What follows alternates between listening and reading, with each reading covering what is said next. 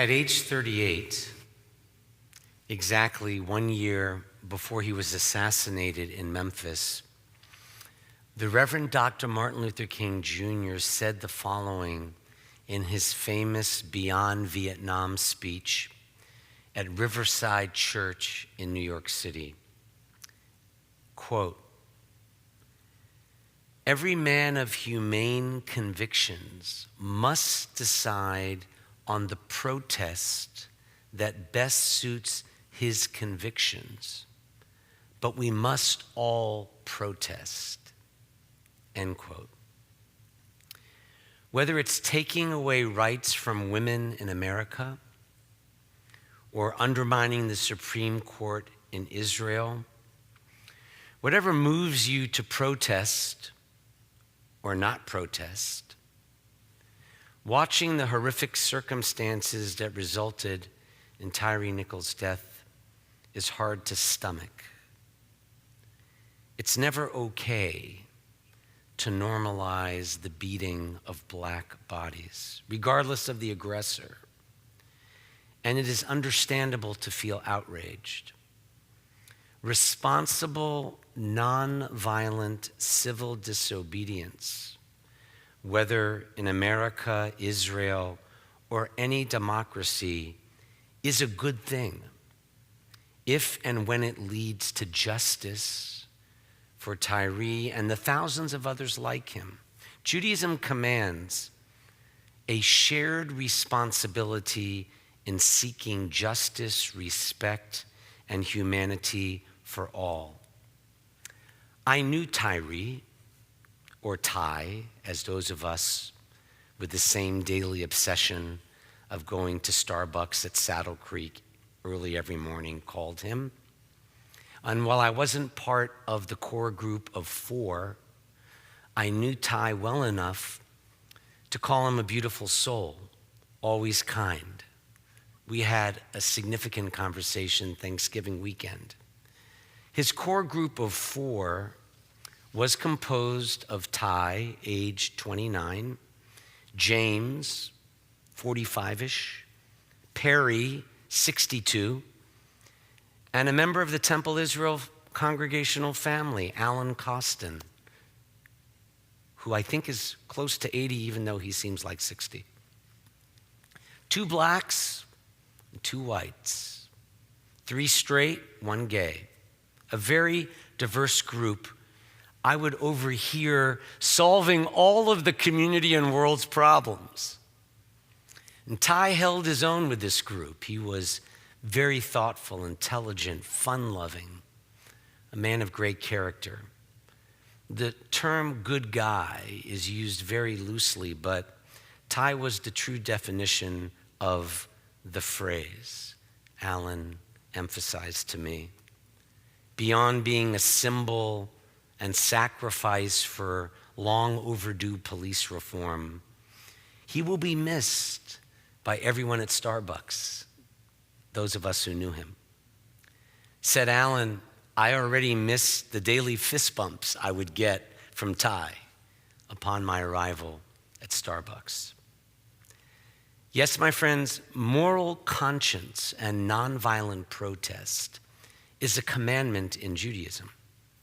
And we learn this from the rabbi of the Reformed Jewish community in Berlin during the Hitler regime, Rabbi Joachim Prinz, who, in case you didn't know, was chosen to speak immediately before Martin Luther King at the 1963 March on Washington. Only 18 years after the murder of 6 million Jews in the Holocaust, it was Rabbi Prinz who was asked to speak just before the I Have a Dream speech. And it loops all day downtown on the big screen in the heart of the museum built around Memphis's historic Lorraine Motel, the National Civil Rights Museum. You can see Rabbi Prinz say that as Americans, Jews share the concern of millions of people about the shame and disgrace of injustice and inequality And he emphasized that as Jews, it's doubly profound because of our history, like this week's Torah portion in Exodus. We are a people who began in slavery, yearning for freedom. So what motivates the Jewish spirit, including and beyond the savage killing of Tyree Nichols, it's not just sympathy or compassion for the black people of America. It is a sense of complete identification born out of our own painful historic experience as a Jewish people. When God created humanity, Rabbi Prinz declares, and I quote, God created each of us as everybody's neighbor. Neighbor, the good rabbi said, is not a geographic term. It is a moral concept. Neighbor means that each of us has a responsibility for every other person's dignity. That is how we Jews sanctify God's name most in this world, by becoming neighbors, irrespective of geography, and by seeing our lives as potential lights of morality wherever we live. In yet another 1967 Reverend King sermon shared by the New York Times columnist Jamel Bowie, King urged his congregation to experiment with nonviolence in all areas beyond the struggle for racial justice in the United States. But to do that, he said, your loyalties must transcend your race, your tribe, your class, even your nation. No nation can live alone, he said. And so long as nations try to live alone, the more we're going to have war in this world. And here comes the line you've heard. We must either learn to live together as brothers and sisters, or we're all going to perish together as fools. The main idea he seems to be expressing is that all life and all people are interrelated and interconnected. Quote, we are all caught in an inescapable network of mutuality tied to a single garment of destiny. Whatever affects one directly affects all indirectly. Most do not think of King as a democratic theorist, but that's what this 1967 sermon shows. He was making clear what a peaceful and equal society demands: mutual recognition of each other's humanity here and everywhere. We can't wall off our humanity into tribal sects, including in Israel, where Prime Minister Netanyahu's band of bigots are explicitly undermining Israel's democratic institutions and most basic civil rights. I see some shocked faces. In case you didn't know, the current extreme right finance minister of Israel, Smotrich, leader of the so-called religious Zionism party, he advocates annexation of the entire occupied West Bank containing more than 2 million Palestinians. And with his newfound power in the Netanyahu coalition, he is now in charge of the budget for construction of the Jewish settlers in the West Bank. The new Minister for National Security, you can't make this up, Ben-Gvir, co-leader of the Jewish Power Party, he's already been convicted for inciting racism. And he began his tenure last month ordering police crackdowns against protesters, peaceful protesters. And he made a deliberately provocative visit to the Temple Mount, the flashpoint for violence in Jerusalem. And equally scary, Netanyahu's coalition is moving quickly to undermine and intentionally weaken the judiciary, the very same justice system that is prosecuting Netanyahu for alleged corruption. So whether in Israel or America, people have lost their minds.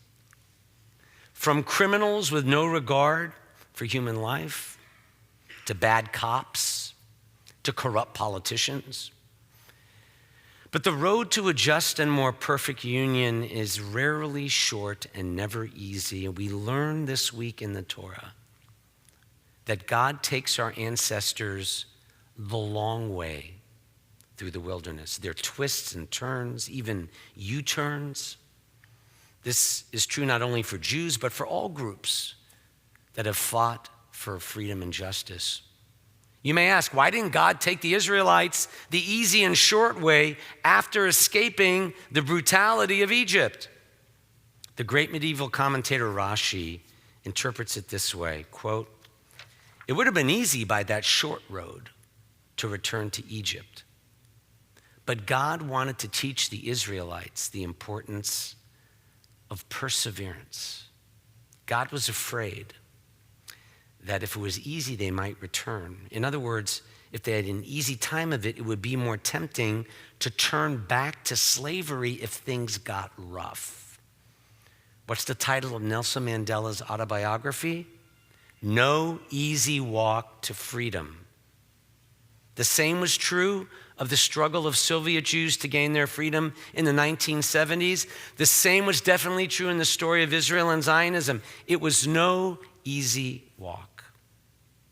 We are determined as a city and faith community to make Ty's life a blessing and help assure that he did not die in vain. We are also determined as a Jewish people to help make Israel a democratic light unto the nations and assure that she does not die from destabilizing extremist forces with billions of government shekels to wield their power. Everything happening outside these temple walls is a call to action. The killing of Tyre is a call to end the beating of people of color, to celebrate the good cops and get rid of the bad ones. The Russian invasion of Ukraine is a call to action to defend Zelensky and the Ukrainian people and never to give in to Putin or his murderous bullies. The normalization of Jew hatred and anti-Semitism is a call to action to name it and not ignore the mainstreaming of Jew hatred, no matter what your politics. When it comes to justice issues, we can either be part of the solution and effect genuine strategic change, or we can enable the perpetuation of bloodshed through violent means by just looking the other way. My friends, may our Jewish faith restore our sanity, and as we learn this week in the Torah, perseverance and strength to march on in a nation and world gone mad. We shall overcome the inequality, inequities, and injustices, but only if we come together and address them together rather than run back to our comfort zones. I want to close with the words of our prayer book on page 55 we didn't read tonight. Disturb us, Adonai. Ruffle us from our complacency. Make us dissatisfied with the quietude which arises from a shunning of the horror, the bitterness, and the poverty, both physical and spiritual, of humans. Shock us, Adonai. Deny to us the false Shabbat, which gives us the delusions of satisfaction amid a world of hatred and war. Make us know that the border of this sanctuary is not the border of living, and the walls of your temples are not shelters from the winds of justice, truth, and reality. As we never stop dreaming of a more wonderful world, and as we give thanks each Shabbat together, may we also feel spurred and stirred to action in light of the darkness befalling our city, our nation, and our world. And let us say, Amen. Amen.